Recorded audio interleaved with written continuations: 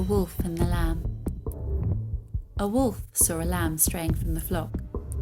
Unusually, he felt somewhat guilty about taking the life of such a helpless creature without some plausible excuse, so he cast about in his mind for some believable grievance. At last the wolf said to the lamb, "I remember you. Last year you grossly insulted me." "That's impossible," cried the lamb. "I hadn't even been born then." "Well then," said the wolf, "you feed on the grass on my land." "That's not right," said the lamb. "I have never tasted grass." "You drink from my spring then," continued the wolf. "Not me," squeaked the lamb. "I've never drunk anything but milk." "Well, anyhow," replied the wolf, "I'm not going to go without my dinner." And he sprang upon the lamb and devoured it without more ado. Hello, welcome to the History and Folklore podcast, where we look at different folk beliefs through history and how these beliefs have shaped people's perceptions of nature through time. Today we're looking at wolves, and because that's a huge subject in folklore, we're going to focus it down just to early medieval England. I might widen this out to talk about perceptions of wolves in different cultures and countries in a future episode if people are interested. Wolves were once actually pretty common in medieval England and would have been a familiar sight to many travelling through the countryside or living in villages or small towns. Their prevalence is reflected in the use of wolf hides as tribute among kings and nobility, with King Edwin in 953 AD demanding a tribute of 300 wolfskins per year. Wolf hides have also been discovered at burial sites, suggesting that they were associated with power, status, and wealth.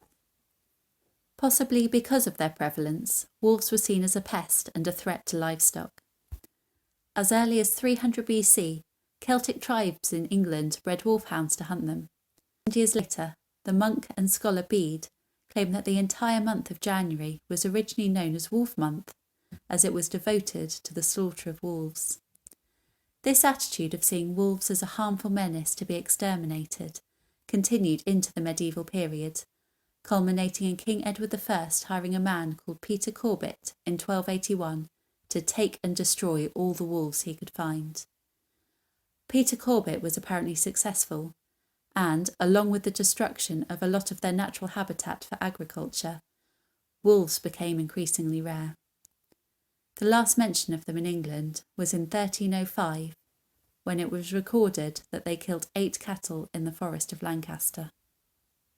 Authors of encyclopedias in the medieval era, such as Isidore of Seville in the 7th century and Bartholomeus Anglicus in the 13th century, argued that the Latin word for wolf, lupus, was most likely to have come from the Greek lukos, as it, apparently, indicates the morals of wolves, which rapaciously kill whatever they encounter and always desire blood, and slaughter whatever they found in a frenzy of violence. As a result of this, Isidore placed wolves within the category of beasts. According to him, all animals in this group could be identified as they shared particular characteristics. Most notable of these was that they would attack forcefully with their mouth or claws, but also that they had wildness and freedom and an ability to wander wherever their spirit leads. As with a lot of ideas in medieval England, these seem to go back to ancient Greek authors, with Pliny referring to wolves as cruel and fierce, and Aristotle claiming that they were wild and untamable. The apparent violent and bloodthirsty nature of wolves is one that was obviously feared by the majority of people and was strongly imprinted upon their conscience. The majority of images of wolves from this era depicts them sneaking up to the sheepfolds to destroy livestock. This experience of wolves would have been the one that affected the majority of people in rural England, and wolves would have been seen at best as a nuisance and at worst as a direct competition for food, particularly true during times of dearth. There was also a common fear of man-eating wolves, which was expressed through popular folklore. There was a belief that when a wolf was attacked by a group of people, he would remember who threw the first stone and kill that person if he was harmed. Strangely, it was also believed that if a wolf saw a man before he was spotted, the man would lose his voice, causing him to be unable to cry out for help. If this happened, it was said that the solution would be for the man to strip and hit rocks together to prevent the wolf from attacking, which I guess may have made some sort of sense at the time. If a person was in a group and suddenly lost his voice, an onlooker was to say lupus in fabula, translated as wolf in the story, in order to restore the person's voice.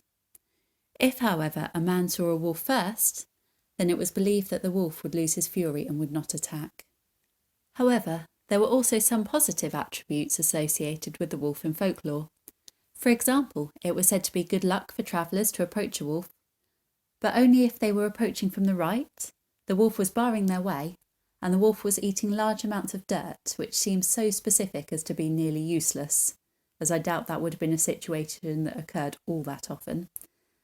Pliny is also quoted by medieval writers, such as Bartholomeus, as saying that wolves had a love potion in a tuft in the tip of their tails, which had to be taken while the wolf was alive, and which the wolf would bite off if there was a danger of being trapped by humans.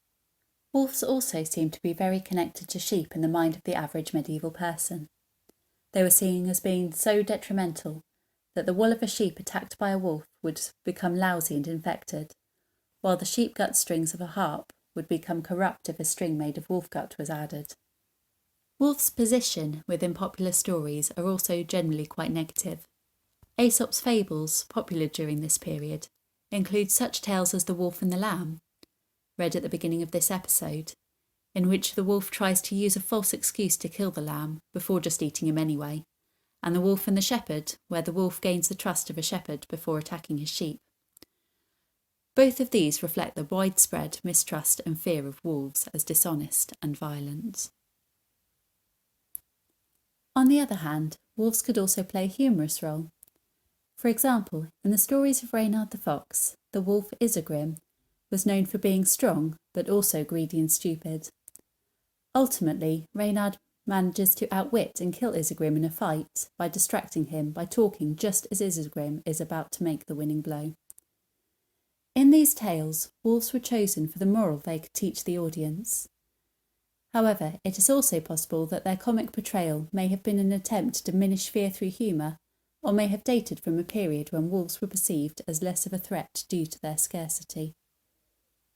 This negative attitude towards wolves also reflected in the religious sphere of medieval life. It was generally believed during this time that animals were granted their characteristics by God, as an example of proper conduct for humans to imitate, or to reinforce the teachings of the Bible. In these teachings, used by priests in sermons to convey a moral message to their congregation, wolves were often portrayed as the devil prowling outside the sheepfold of the faithful. Bestiary and encyclopedic literature was particularly good at reinforcing these connections. The Aberdeen Bestiary claims that wolves have eyes that shine in the dark because, like the works of the devil, they appear beautiful to foolish people, leading them astray. Bartholomeus and Isidore stated that another possible origin for lupus was from the Greek leopos, meaning lion-footed, as it was widely believed that the wolf's strength, like the lion, was in its feet and the front of its body, the head, neck, shoulders and chest. This was interpreted as being a reminder from God that the devil was first an angel in heaven and then turned apostate. These interpretations are obviously intended to prompt the reader to look at nature, remember that it was made by God, and interpret the message that God was communicating.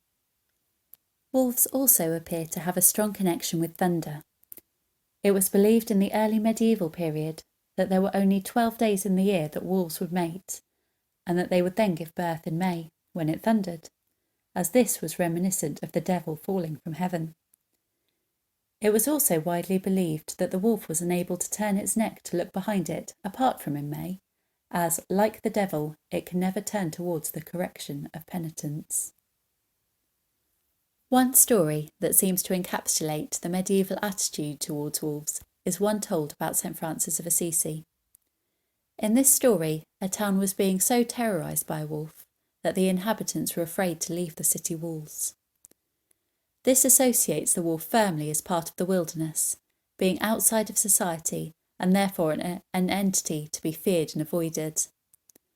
The fact that St. Francis manages to tame the wolf and construct an agreement between the wolf and townspeople seems to reflect the power of God over evil, while the phrase he speaks to the wolf, "All men cry out against thee, the dogs pursue thee, and all the inhabitants of this city are thine enemies," reflects the expected relationship between wolves and humans during this period.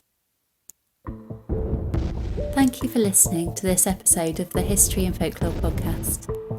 If you enjoyed the episode, I'd really appreciate it if you could follow me on Facebook at History and Folklore Podcast or Instagram at History and Folklore, where you'll be notified of future episodes and also discover lots of random history and folklore facts. You can also get in touch by emailing me at historyandfolklorepodcast@gmail.com. Thank you again for listening, and I hope to see you for the next episode.